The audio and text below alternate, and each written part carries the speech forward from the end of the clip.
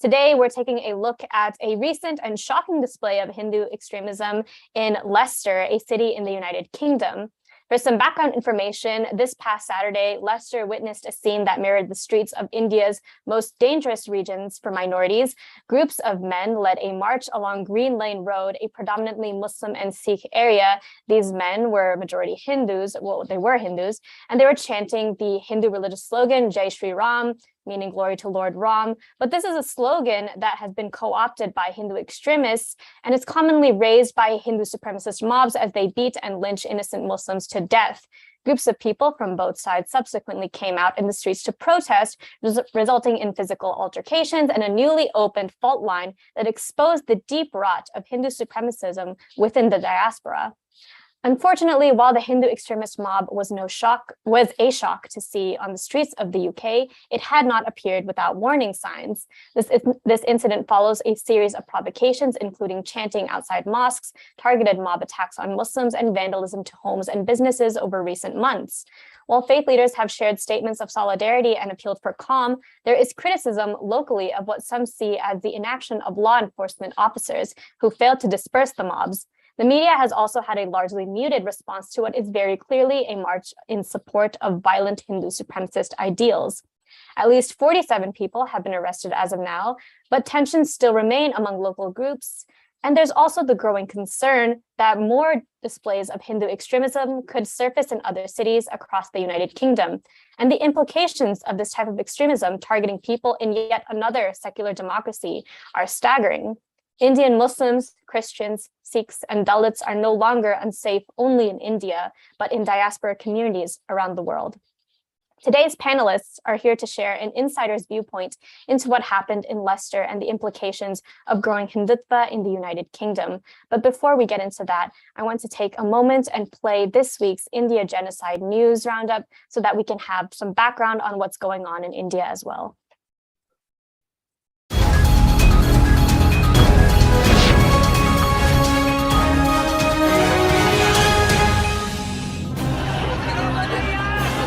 Hindu extremists rioted in West Bengal's Kolkata city after a protest organized by Prime Minister Narendra Modi's Bharatiya Janata Party turned violent. Hundreds of BJP members from across the state marched to the state secretariat building in protest against alleged corruption by the ruling Trinamool Congress. 4 persons have been arrested in West Bengal for allegedly assaulting a police officer and setting a police vehicle on fire.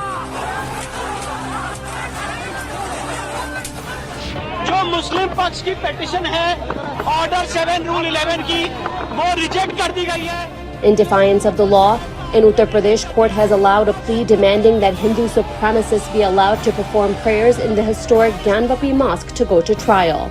The court is directly defying the Places of Worship Act, a law that protects the sanctity of religious structures and bans other communities from forcibly converting them into other types of spaces.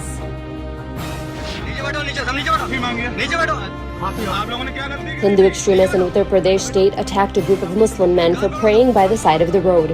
In a viral video of the incident, Muslim men are seen kneeling and holding their ears as a sign of shame as Hindu extremists threatened them and beat them. Police did not take any action against the Hindu extremist vigilantes. हर मंदिरों के बगल से मस्जिद हट जाना चाहिए और दूसरे जगह बन जाए धार्मिक पूजा. भारत का संस्कृत है तो हमें हटने की नहीं बल्कि Hindu supremacist politician and Uttar Pradesh Fisheries Minister Sanjay Nishad has called for removing mosques near temples, falsely claiming that a religious frenzy has spread in India due to Muslims. He further blamed Muslim religious leaders for poverty, lack of education amongst children, and for triggering riots, despite the fact that Uttar Pradesh's government has increasingly emboldened Hindu hate groups and violence against minorities. कहाँ दंगा करते थे, कौन करते थे, आज वो कहाँ गए? एक छोटे से बिल्किस बानो को लेकर आप अगर महिलाओं के लिए पूरे BJP parliamentarian Indu Goswami downplayed the release of 11 Hindu supremacist rapists from a Gujarat prison, claiming that it would be very unfortunate if the empowerment campaign of women by the central government and state governments is suppressed over the small Bilkis Bano incident. Bano was gang raped while pregnant and witnessed the slaughter of most of her family members, including her daughter, during the Gujarat pogroms of 2002.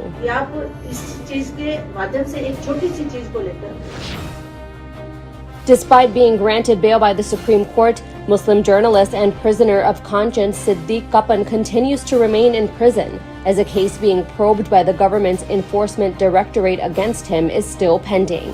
The baseless case is yet another instance of judicial harassment against the journalist, who has languished for 23 months in prison under blatantly false terrorism charges. A church in New Jersey canceled a fundraising event featuring Hindu supremacist Rashtriya after a public outcry. Rashtriya was accused of playing an instrumental role in spreading hate speech that led to the demolition of the Babri Masjid in 1992, which triggered communal violence against India.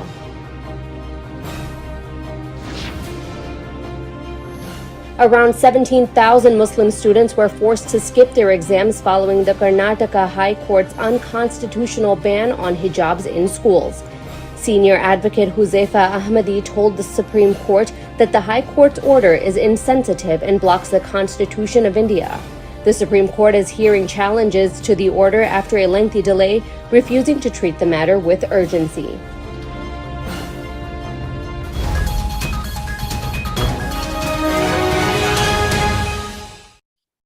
That was this week's India Genocide News Roundup.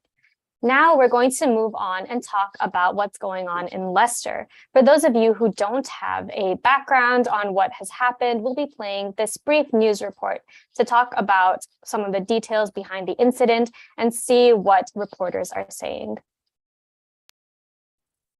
Another missile! Another missile! This is what the Hindu mobs are doing! Sectarian violence on the streets of Leicester. It was the weekend of the Queen's funeral, and with many officers deployed to London, those left struggled to hold back the aggressors. Look, another missile right now, there you go! Red-handed! It had started on Saturday, when a group of mainly Hindu men marched 2.5 miles to the east of the city, which is predominantly Muslim. Come on, look, you've got a weapon in his hand and you're allowing it. Man's got a weapon and you're allowing it. They have been provoking the Muslims outside the mosques, playing loud music early in the morning till 2-3 a.m. It's obviously, as you know, it's escalated to a different level now. Ismail Shafi had been trying to calm things down. In this video, he's addressing a group of young men who had wanted to retaliate. We've got no qualms with the Hindus, he tells them. The Muslim youth got together and they had enough. They said enough's enough. We are not going to just stand by. Whereas the police, we are disconnected with the police. We're distasteful with the police that they're not doing their job properly. Enough's enough. We need to do something. And they are like going around patrolling the streets, making sure our Muslim brothers and sisters are feeling safe, and they don't feel safe at the moment. But even by saying that Muslims are just patrolling, some Hindus take that as a provocation. From our side, it's just a frustration. Yes, they are Muslims. With a knife, bro. With a knife and stuff. That frustration is shared by the Hindu community. This video shows a Hindu flag being pulled down from outside a temple. What it doesn't show is that a Muslim imam was there trying to stop the crowds. Much of the footage has gone viral, used in propaganda videos. It's also been reported across India and Pakistan. Meanwhile, 15 people have been arrested after a serious disorder broke out in UK's Leicester city over the weekend. So these are the kind of messages you've been getting on your phone? That's right, yeah. Outside the mosque, Mr. Hussain shows me the WhatsApp messages that are going around. Boycott all Muslim shops. If we all together boycott them, only they will know power of Hindus. The violence hasn't come as a surprise to everyone in this city. Leicester is often held up as a model of integration, but is that view outdated? In recent years, a number of new communities have settled here, partly attracted by the city's prosperity. A small minority have been accused of bringing with them the politics of an extreme right-wing Hindu nationalism from India or Hindutva ideology. Although it's been widely reported that the initial violence was sparked by a cricket match, that's not what's going on in this city. The tensions have been bubbling away for some months now. The police and the local authorities have been accused by some residents of failing to understand what's going on here. There's evidence that some of these groups from across the country had organised coaches of supporters to travel to Leicester during the disorder. Of 47 arrests, Over half are of people who live outside the city. I don't think we have been slow to respond to these incidents. We've got a dedicated investigation team wrapped across all of them. There's significant body-worn videos, CCTV, online imagery that we're working our way through. Today, a joint statement was issued by Hindu and Muslim residents. We arrived in the city together. We faced the same challenges together. We fought off racist haters together and collectively made this city a beacon of diversity and community cohesion. But even as they had prepared their statement, there had been disagreement over whether the term Hindutva extremism should be used. They're saying we want peace and the rest of it. That's cool. Okay, that's cool. Everybody wants peace, but you have to have these uncomfortable conversations and you have to address the elephant in the room. I don't think it's about hiding any kind of perspective or truth. I think we have to understand that there is concern on both sides, and both sides are willing to have dialogue, and that dialogue needs to continue and take place before any particular statement around that is made. A small example of just how difficult it may be to re-establish the cohesion that this city prides itself on. Thank you so much. And we're getting reports this evening, Jackie, of a similar situation going on in Birmingham. We haven't been able to confirm what's happening there, but we've been sent pictures of large groups of men gathering in the Smethwick area. And earlier today on social media, we saw posts from people in that city calling for a demonstration or a march this evening. People in Leicester have been warning for some months now that unless the violence here and the situation here is dealt with, it may soon spread to other cities, and there's a concern this evening that that may already be beginning to happen. Darshna, thanks very much. That was a brief insight into what's going on in Leicester from the media's point of view. As one of the interviewees mentioned in the while being interviewed, let's address the elephant in the room, which is the fact that Hindutva is spreading rapidly across the United Kingdom and across the world, in fact. Today, we're joined by a Leicester resident who is on the ground right now. Let's have a conversation about this. I'm happy to introduce Shaukat Adam Patel, who is a community activist in Leicester. He's a volunteer and board member for MEND, which stands for Muslim Engagement and Development, an NGO passionate about tackling Islamophobia. He's helped countless individuals seek justice on the grounds of being victims of hate and anti-Muslim sentiments, and he works with international communities to combat hate. Shaukat, we're so excited to have you here to speak with us today. Let's start off with the question of, can you walk us through what happened from your point of view? Thank you so much for having me on, Safa, albeit under such sad circumstances. Look, that short clip that you played and the introduction that you gave gives a very small picture of exactly what is happening on the ground. Leicester is my city. I've lived here most of my life, and the scenes that you showed was my playground. Those streets is where I grew up. It's the immigration story. I came from East Africa, as did all my Hindu brothers and sisters at that particular time. We moved into that area in the 70s. We schooled together. We went to college and university together. We were friends. We grew up together. And I'm not going to say it was always perfect, but we never really had any serious issues at all. So to see all those images being portrayed around the world is genuinely heartbreaking. Now, the reporter mentioned that there's new communities arriving in the city. These new communities have been placed into a very congested area. So we must not discount the socioeconomic factors in this. It's complex, it's not binary. But unfortunately, there is that elephant in the room. My city has an undercurrent of, let's call it what it is, RSS nationalism appearing repeatedly now for the past 7 to 8 years, blatantly. So in a city which has been so united, there have been cases where I have raised the point several years ago, but because, and I was discussing this with somebody earlier, because we're such a united city, we're a beacon for other cities to follow. We pride ourselves that Leicester is so diverse yet gets so on. We have taken our finger off the pulse. And they say in business that the biggest reason for failure is success. We got a little bit lazy and we didn't have those uncomfortable conversations. So if you allow me to, so as I said, there's micro factors and there's macro factors. So micro was explained very well, all the noises, the drinking, the loud music outside mosques, festivals, it causes tension. But several years ago, in late 2017 and 18, I'll give you one example. When I was first alerted to what is happening in India is being transported to my city, is that there was an application going for a building to be converted into a madrasa, a religious institution. Now, to have a madrasa or a mosque in an area can have plenty of legitimate objections. As a Muslim myself, if somebody wanted to build a mosque next door to me, I may object on the grounds of noise or car park, there's not enough space, etc. There's absolutely nothing wrong with that. But when the objection goes up into our official Leicester City Council website, and reams of them are on one basis at all, one single factor, that we do not want Muslims living amongst Hindus. Okay, we do not want men who abuse and rape our women within our vicinity. We do not want terrorists living next to us. This was kept up to their shame on the Leicester City Council website for days.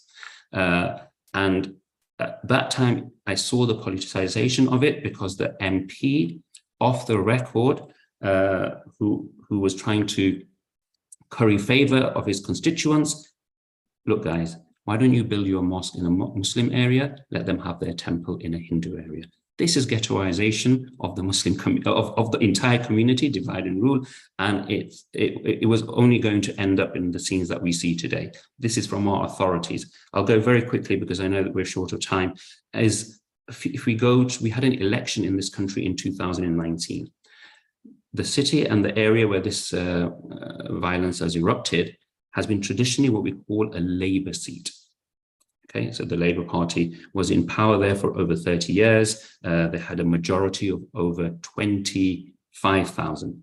At this latest election, due to the stance that the Labour Party took on the Kashmir issue, for the first time in my city, I saw politics being played on the ground of religion.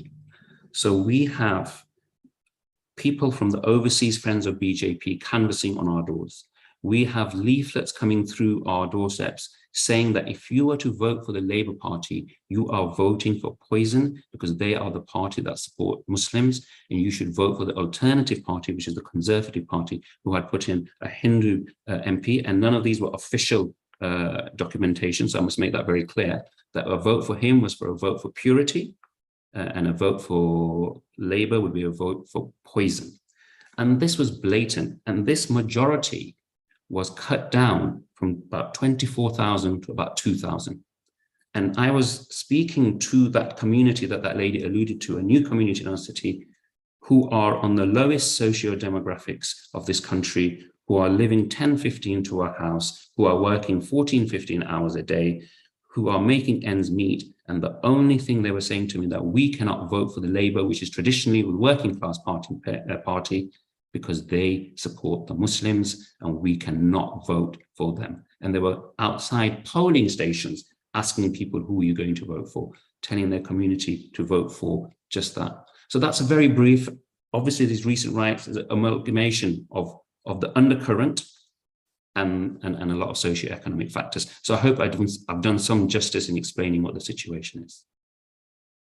Yes, absolutely. We thank you so much for that background information, because I think it is important to highlight the fact that the RSS, for viewers who don't know, the RSS stands for the Rashtriya Swayamsevak Sangh. They are a Hindu nationalist group, perhaps like you could call them the parent group of all these other violent Hindu supremacist groups in India, as well as Prime Minister Modi's party. So they are a very influential Hindu extremist group.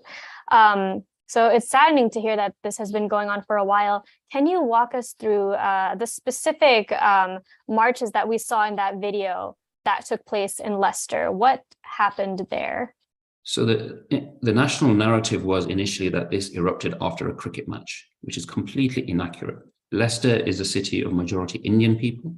There's very few Pakistani, we have a very small Pakistani community, and majority of the Indian Muslims, I don't know the ones that I know support India in cricket. Okay. So there was chanting after the cricket match. And then there was an altercation where you see a group of Indian supporters shouting death to Pakistan, which is obviously very offensive. And then they're beating up an individual. So the narrative goes around that they're beating up an individual who is a Muslim. It turns out he wasn't a Muslim, he was a Sikh. But that sparked up the whole it came into the national conscious, it came into the media conscious, but actually that wasn't the cause. The cause, we have to go back to May, where a young man reported that he was beaten and set upon by about 30 people with poles and bats and beaten black and blue.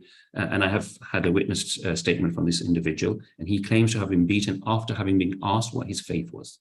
So he replied he was Muslim and he was beaten. Unfortunately, after that, we saw our acting Chief Constable Rob Nixon saying that their response has been very swift. They didn't respond to this hate crime in the manner it did. We haven't got time, and it's a live case, and I don't want to say anything. Secondly, I explained the little micro factors. That was the noise playing, the littering, the drinking, the jeering, the loud music outside the mosque, the flag bearing on Independence Day. That's all building up. Then you get a young man getting beaten up, and nothing is taken seriously.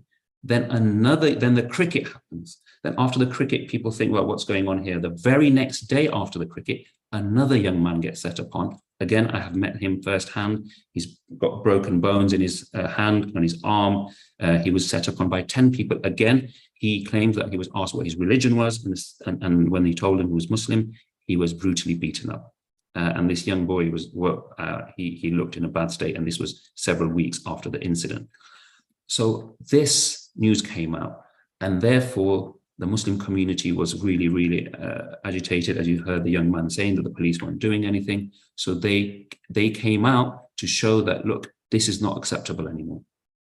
This led to countless arrests, the police coming down very, very heavy-handed, and maybe rightfully so, on the individuals from the Muslim community who went patrolling around the streets, as the individual in the news channel said. Then everything went calm. We spoke to the police. The police assured us that everything was going to go calm. They were going to put more patrols out. They had special restraining orders and arrest orders. Then this Saturday, there was this organized march. Allegedly, people came from out of town. We don't have proof of that at this moment in time. And hundreds of them marched for 2 miles, balaclavaed, chanting, with weapons. And the police allowed them to walk into the area where all the troubles began. So the Muslim youth found out about it. Social media went crazy, and then they confronted, and that's when the latest riots and the fighting happened. So, we always get the Muslim community painted as the perpetrators, as the aggressors. This time, I think there is absolutely nothing to say that, because we have lived harmoniously, we still will live harmoniously with our Hindu brothers and sisters. It has nothing to do with that. But this is provocation and aggravation of our community. And that was the latest state of affairs. Again, there was countless arrests, countless people in hospital.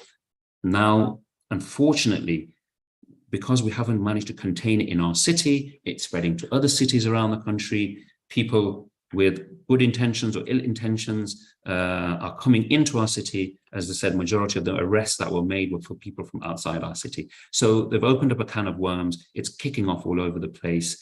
But fundamentally, we must never lose focus that the divisive factor in our beautiful city has been this ideology of supremacy that has been exported from abroad.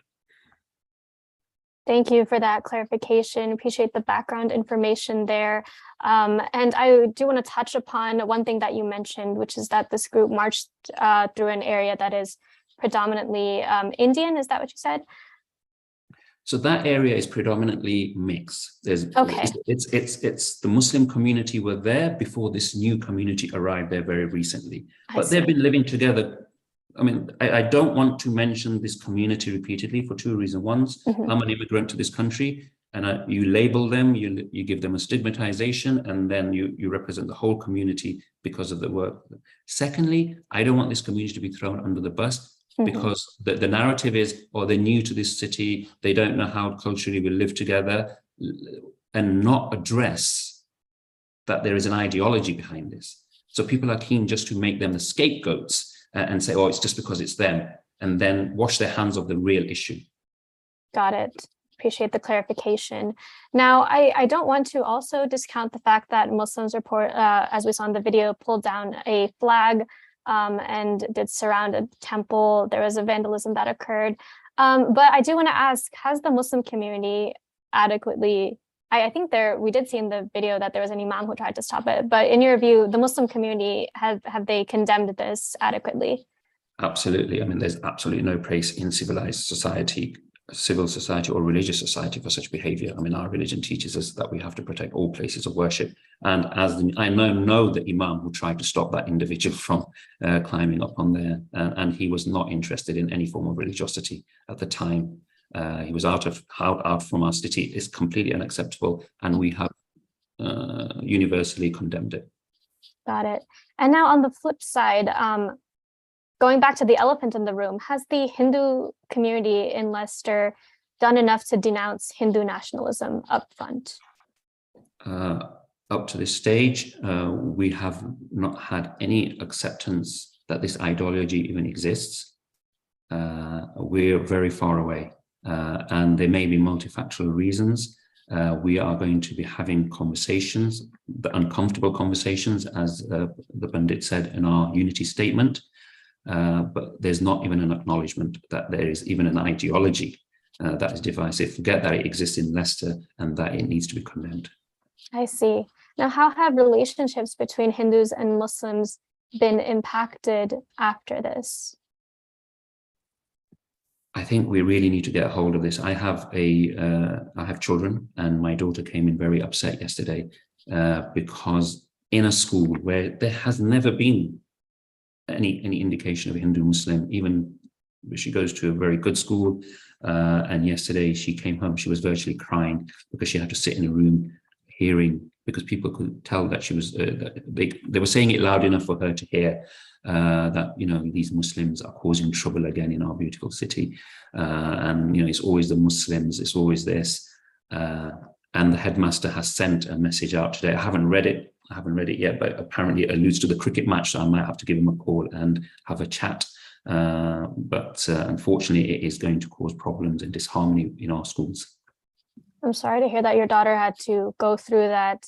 On that note, what do you think should be the response of law enforcement? Because we've seen a lot of criticism that they are not doing their job properly. They are not taking into account who the aggressor is and what the root cause of the aggression is. So what would you like to see from them going forward? We'd like to see a multifactorial approach, not just from the police. They have to be more alert to the situation that is going on. They have to make arrests on the grounds of aggression. So when they see, regardless of faith, we don't ask as Muslims for any preferential treatment. We just want parity. So they really need to get a handle on it. I think they've been caught blindside because we've lived together so well, as has our authorities. They've ignored any of these issues that I've mentioned before, and maybe even stoked it for political benefit. Our community leaders and our imams, we haven't discussed it as much as we should. So all of these people have to get together, have the innocent conversations, and not have our tick boxes photograph opportunity multi-faith events, which serve their purpose, but we really need to have serious conversations. And the police really need to understand the dynamics and address the issues. We have policies in this country, I don't know if you have anything similar, which really scrutinizes the Muslim community and treats us as a suspect nation, suspect community, unfortunately. And I don't want to legitimize those kind of programs, but if they are treating us so suspiciously, they have really turned a blind eye on an ideology that is our government, I'm not saying like cahoots with, but they're well aware that we have dialogue with India all the time. And our last Prime Minister visited India, and despite multiple agencies and groups and human rights asking him to raise the issue of RSS, oppression of minorities, nothing was mentioned at all. So we're really got a battle on our hands here. Definitely. And I hope to see that this goes in a positive direction.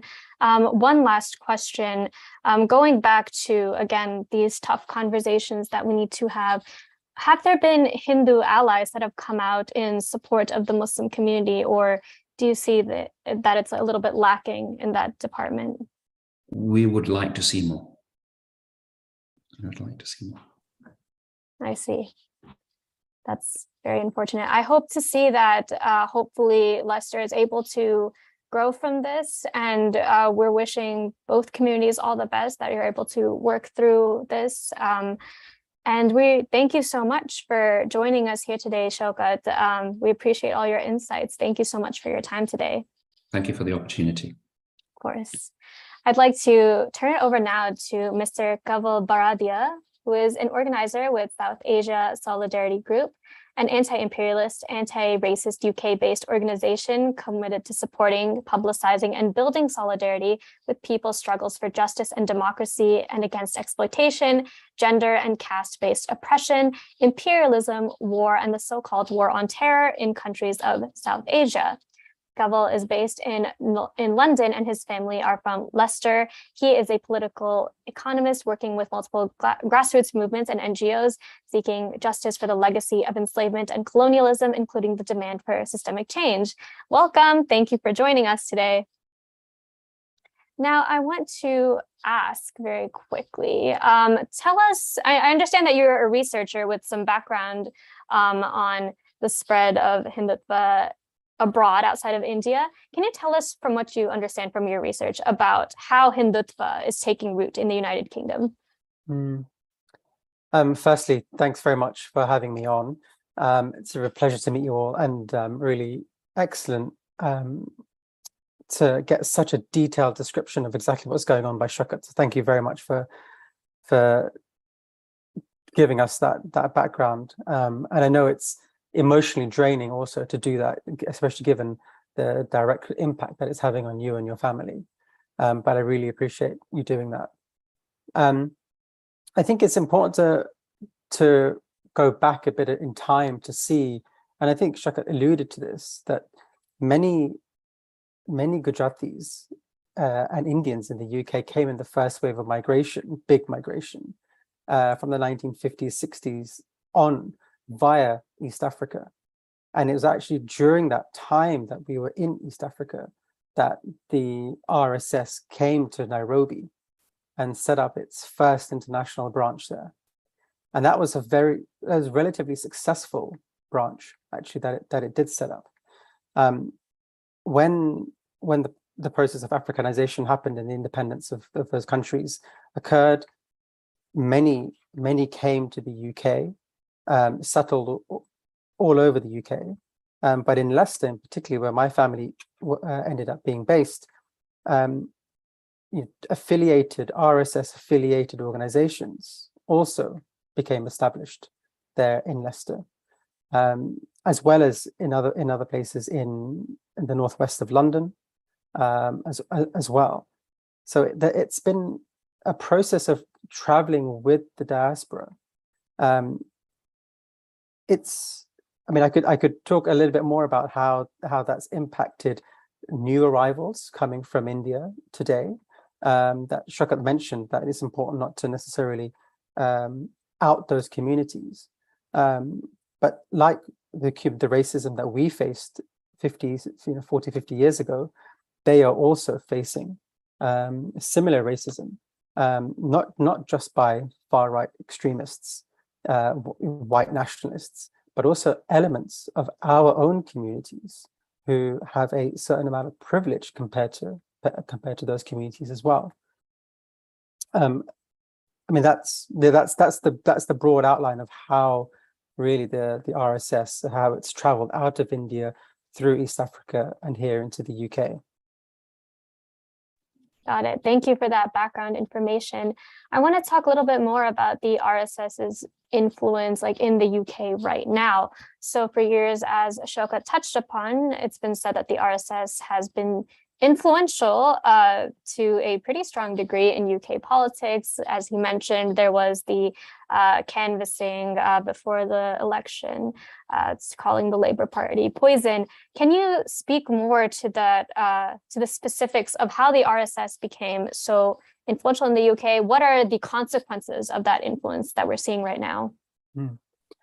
So what happened in the 80s and 90s, alongside sort of the political neoliberal direction that the UK took, was the idea of this multiculturalism, which is where you have almost state-sanctioned ghettos, as Shaukat was talking about, where you got self-appointed leaders of various communities that were given state funding to create ethno-religious organizations across the UK. So you had a number of these organizations set up in the UK to canvass the views of various Hindu groups. At the same time, you had very wealthy Indian groups setting up. I mean, it's difficult to describe, how to describe these, but they're essentially pseudo think tanks talking about Hindus, for example, working in the City of London.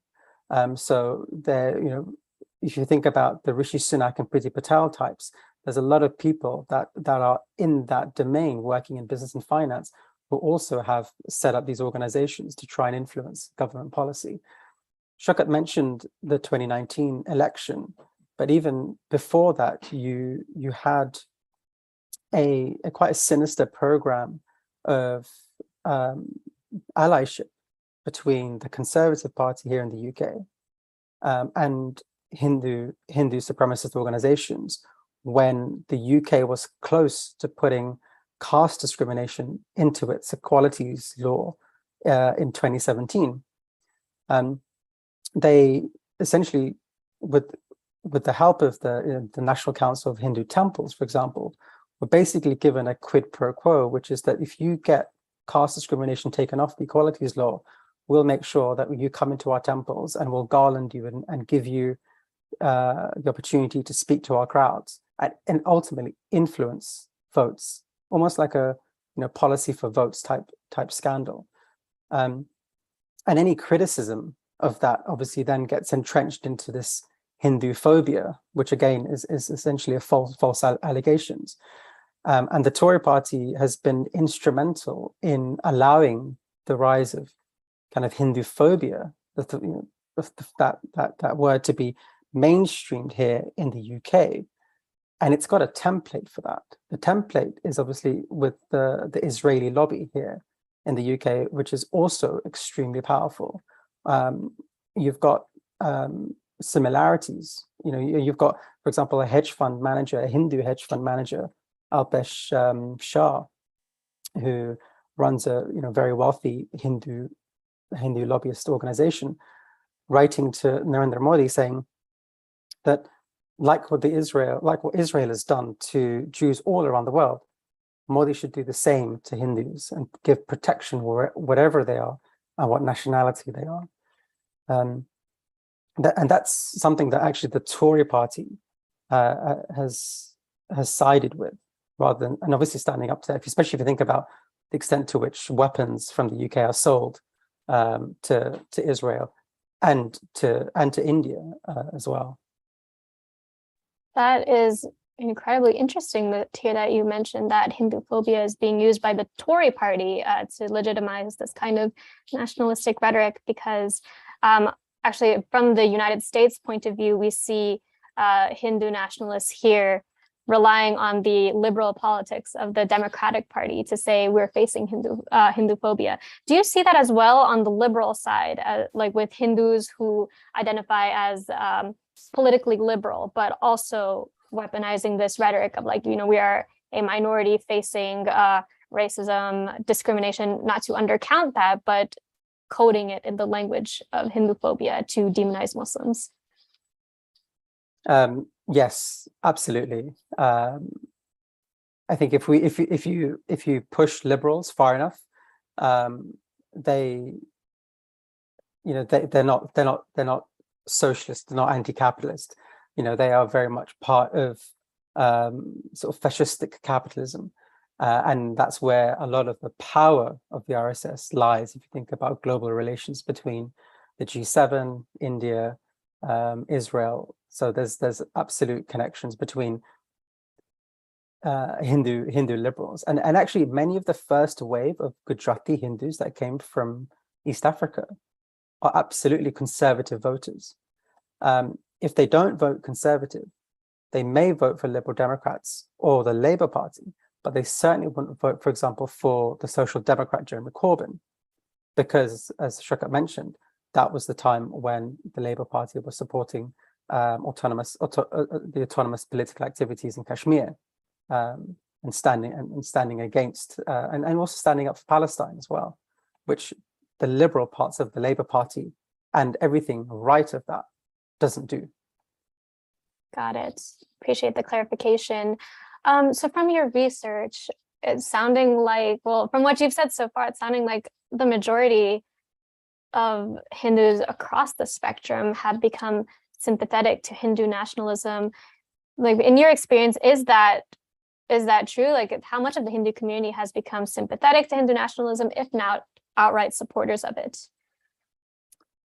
I think there's a high majority of people that are outright supporters of the sort of RSS projected image of India, which kind of now is the Modi development model. It's the idea that it's the Hindu nationalism that will sow poverty and inequality in India, rather than any proper understanding of capitalist economics.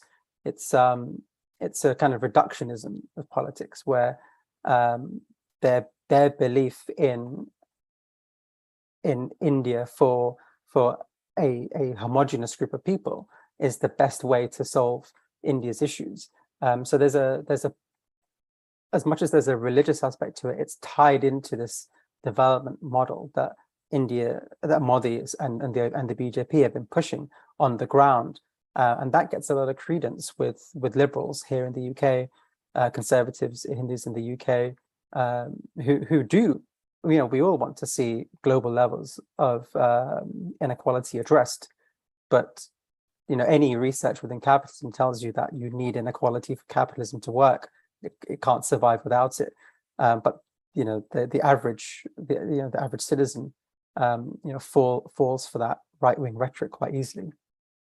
That's unfortunate to hear, especially in a secular democracy, that these ideas are being pushed so heavily in the diaspora community.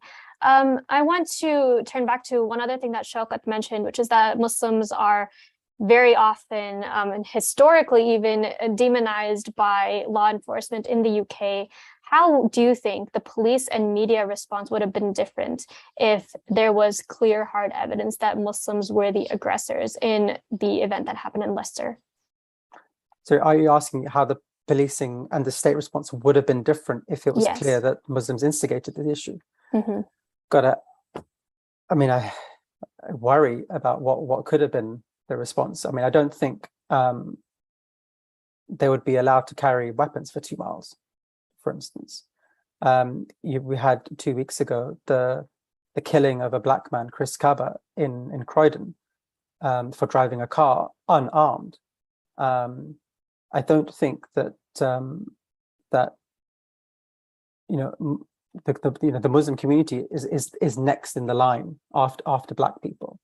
If you think about the war on terror, the false war on terror, and Islamophobia, it's a project of the right, and the right is the state here in the UK, and it does filter through to various parts of the state and its state apparatus, and that includes the judicial system and the police system.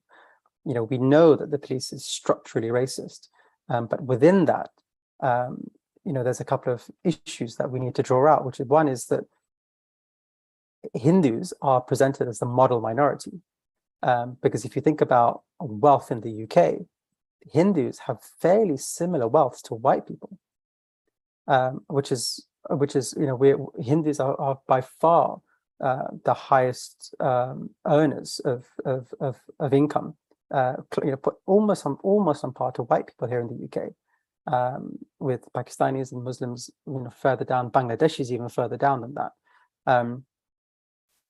and that's, you know, that's an important aspect of thinking about, like, what does the state response to this? How is it going to police these issues? You know, there are elements of the state and the establishment that completely rely on these inequalities. You know, Shaukat mentioned they rely on these divide and rule, and it's important in terms of maintaining Islamophobia, maintaining the false war on terror, that certain communities are given a bit of a pass, you know, because they're the model minority, and certain communities are perhaps subconsciously even acted upon and enforced and surveillanced in different ways. Certainly hope to see that conversation changing following the events in Leicester. Gavel, thank you so much for your insights and for taking the time to join us here today. We appreciate you being here. My pleasure. Thank you. Thank you so much. I'd like to move on briefly now to Sunita Vishwanath, who is the Executive Director of Hindus for Human Rights, an organization that advocates for pluralism, civil and human rights in South Asia and North America. She's also a co-founder and board member of Sadhana Coalition of Progressive Hindus, as well as a co-founder and board member of Women for Afghan Women. Sunita, thank you so much for joining us. Talk to us about the overall implications of Hindutva becoming not just an Indian problem, but a global phenomenon.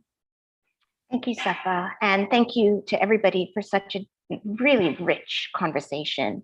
And my comments are going to be in the spirit of how Shaukat ended when you asked about, you know, allyship from the Hindu community, and he said that it was, you know, that more was desired.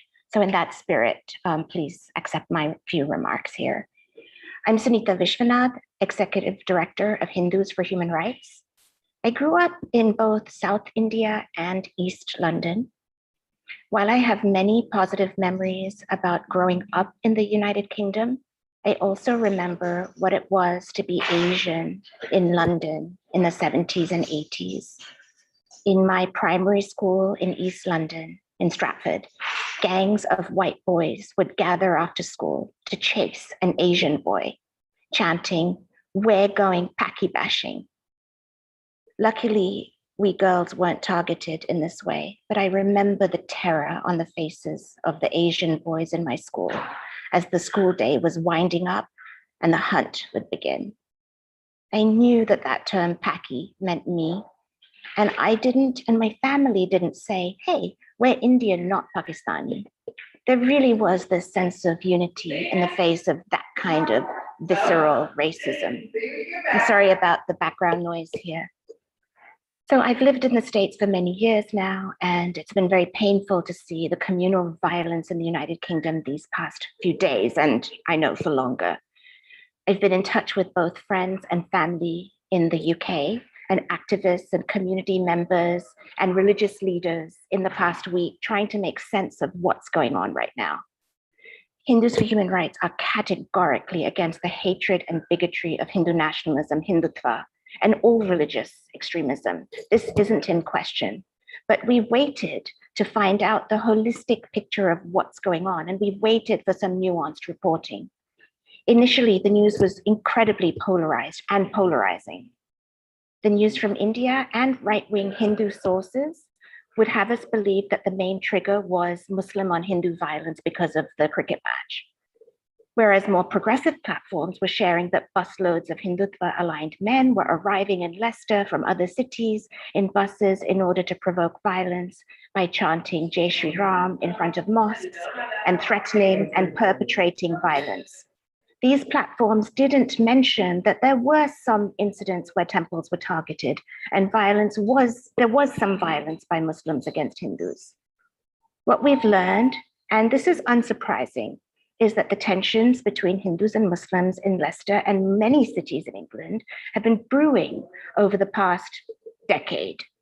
And this outbreak of violence is a symptom of deep troubles. The news reports that came out right away did not mention that there were Hindu and Muslim religious leaders trying their level best to calm their community members and de-escalate the situation.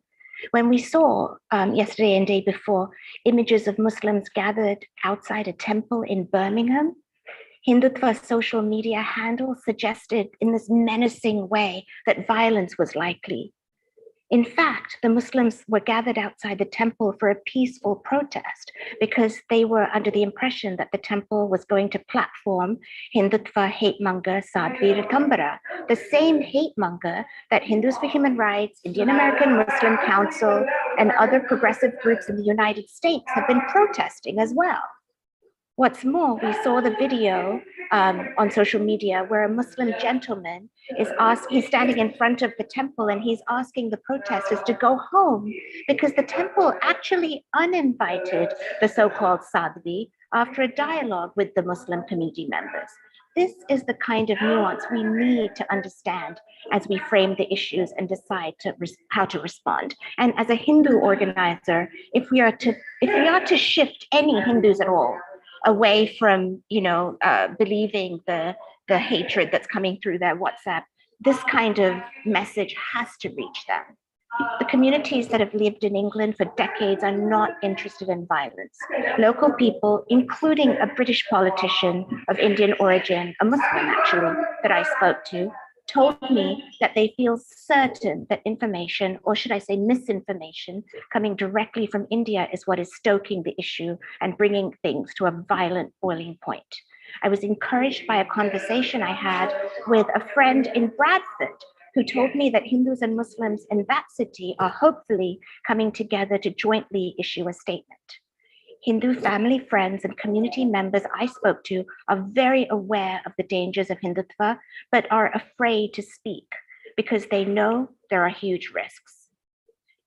And this is very sad to me. The tragedy is that just like so many parts of the world, white supremacist racism is on the rise in the UK, and seeing Asians attack each other like this will not only fuel this racism, but also give them the opportunity to take advantage of our divisions for their own evil ends. My ask to American elected officials is to seek the nuance in any encounter they have with the Indian or South Asian community. Hindutva hatred has been brazenly on display in the form of a bulldozer in the India Day parade in Edison, New Jersey, and the US speaking tour of the same Islamophobic and anti-Christian hate monger Sadhvi Ratambara. Hindutva is not just an Indian issue, it is a very dangerous fascist ideology that threatens democracy here in the United States, the United Kingdom, and the world over. My ask to my own South Asian community members, please wait to hear the nuance of the news before reacting and sharing. Our hasty reactions fuel hate and further polarization. It could even cost lives. Activists, please share messages of peace from Hindus like the one from Pandit Pradyumna Gajjar of the ISKCON temple in Leicester. Such messages are rare and so incredibly important. Pradyumna ji said, Leicester has no place for any foreign extremist ideology that causes division. We must include and dialogue with such Hindu leaders and also push them to speak more directly and explicitly about Hindutva. And my ask, of course, to my own Hindu community, finally, is it's imperative that you take a stand explicitly against Hindutva hatred now, before it's too late. Thank you. Thank you so much, Sunita, especially for the last few words of advice to elected officials as well as to activists on the ground. And I'd like to echo that. Please do share messages of peace whenever and wherever you can. I'm going to briefly now go to our Q&A session. We don't have much time, but since Shaukat has had to leave, I'll pose this question to Keval. Is the government pressed to tackle this issue of hatred yet? Or is it still something that they're unaware of, like the roots behind this conflict? Sorry, could you repeat the question? Yeah, so is the government feeling any pressure to tackle this issue of Hindu nationalism in any sort of systemic way, or is it something that they still have they still don't have enough awareness about to address properly? So I don't believe that our Prime Minister has made a statement yet. But as I mentioned earlier, these things are unlikely to come in the way that we want them to come. So as the Brahmin from ISKCON said in the Channel 4 segment that you showed, he very cleverly never used the word Hindutva. All he talked about was solidarity and peace, and these are all common sense terms that applies to everybody. But if you're not going to call an elephant, you know, how do you know it's how do you deal with it? And actually the state, I'd be very interested to see what the state's response is, because the state is well aware of Hindutva and works with RSS forces here in the UK to enshrine it. To argue otherwise, you know, it doesn't really take into consideration the extent to which the Hindu community in the UK is fairly reactionary, fairly conservative, and very keen to support voting for the Conservative Party, who are, you know, probably going to be in Parliament for a time to come, because there is no major alternative on the left. You know, we have the leader of the Labour Party, Keir Starmer, who is essentially what we call Tory light. You know, he himself is knighted by the Queen, and is essentially an elitist figure, and isn't interested in grassroots workers' rights. You know, even going back to the word of their party being Labour, to support the right, you know, to support the movement of workers. He encouraged all of his cabinet ministers and backbenchers not to attend picket lines. So you have the leader of the Labour Party essentially saying, you know, essentially institutionalizing a kind of, you know, a cancellation of their prime purpose of workers. So they are not also going to want to do anything that confronts Hindutva, because they're fearful of the repercussions, and the repercussions are essentially losing the Hindu vote. And the Hindu vote in the UK is extremely important, and it is also an economic bloc as well, and it completely ties into the same neoliberal policies that Narendra Modi is pushing. So I don't see, I know it's a long-winded way of saying I don't see the government in the UK ever saying the word Hindutva, or certainly if they did, they would, you know, sorry, if they would allude to it, it would only be in very vague terms about essentially calling for peace and dialogue and solidarity, which, you know, is not where we're at. You know, we're way beyond that now. Absolutely.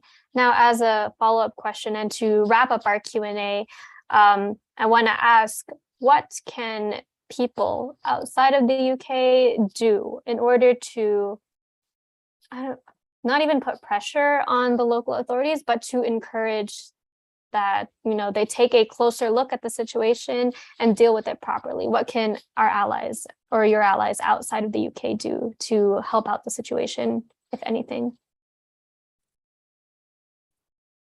Is that for me or Sunita? Yes, for you. Okay. Well, I think it's important to wake up to the global alliances of Hindutva. I think many people feel like it's an isolated problem with India or Hindus or the BJP. Actually, it is a global problem, and it's a global problem because it filters through every far-right government, whether it's Bolsonaro in Brazil, Erdogan, what we had Trump. You know, we've still got the legacies of that. You've still got the legacies of that in the US. You haven't undone Trump.